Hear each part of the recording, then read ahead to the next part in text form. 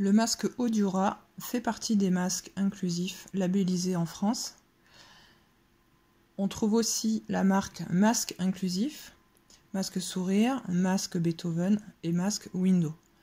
La plupart de ces masques ont été médiatisés par des associations sourds et malentendants qui ont souhaité mettre en évidence la carence et la non prise en compte de l'État au niveau des masques grand public.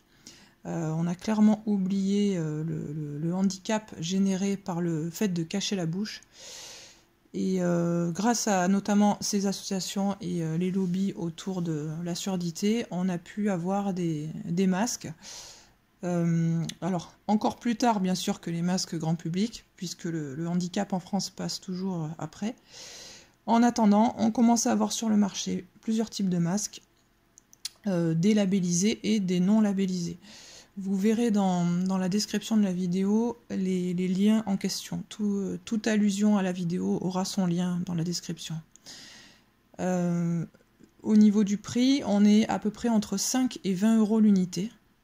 Sachant que, bon évidemment, comme le phénomène est récent et que la MDPH, n'est-ce pas, à la lenteur qu'on connaît, il y a quand même des chances que les frais de masque soient quand même pris en compte dans les dépenses handicap, puisque cela représente un surcoût qui n'aurait pas lieu d'être si la personne n'avait pas de handicap. J'ai lu aussi sur un groupe Facebook des personnes qui se posaient la question si la MDPH fabriquait des masques. Eh bien non, la MDPH ne fabrique pas de masques pour les personnes avec handicap. De toute façon, si la MDPH faisait quelque chose pour les personnes en situation de handicap, je pense que ça se saurait. Le souci de ces masques-là, alors, c'est pas un souci lié aux masques. C'est simplement qu'en France, ces masques sont considérés quand même comme sans garantie sanitaire. En fait, ils ne sont pas considérés comme suffisamment sûrs au niveau de la propagation du virus. Donc, ils sont vraiment considérés comme un masque grand public. Malheureusement, certaines structures médico-sociales, enfin, pardon, la majorité des structures médico-sociales, par conséquent, ne peuvent pas utiliser ces masques-là, considérés comme, on va dire, à protection pas assez efficace. Ce qui est quand même assez absurde parce que vous avez des éducateurs qui mettent quand même des masques grand public, donc c'est assez contradictoire. En tous les cas, selon votre utilisation, ça peut valoir le coup de vous procurer des masques, même s'ils ne sont pas labellisés, ne serait-ce que si vous êtes en face d'une personne qui a vraiment besoin de voir votre visage en entier. Je pense aux personnes malentendantes, certes, mais aussi aux personnes avec autisme ou autres troubles qui nécessitent, comment dire, avec des personnes qui seront, on va dire, perturbées, qui ne pourront peut-être pas bien reconnaître le visage ou qui pourront être stressées si votre visage est en partie caché. En l'occurrence, on a un masque ici Audura, qui vient donc d'une entreprise française avec le drapeau, hein, ça en général, quand c'est français, on sait le mettre en avant.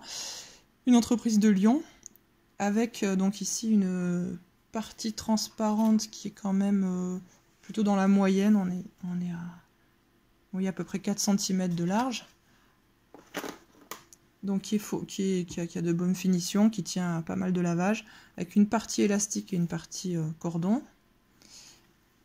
Elle est aussi livrée, le masque pardon, est livré avec des films qui servent à enlever la buée.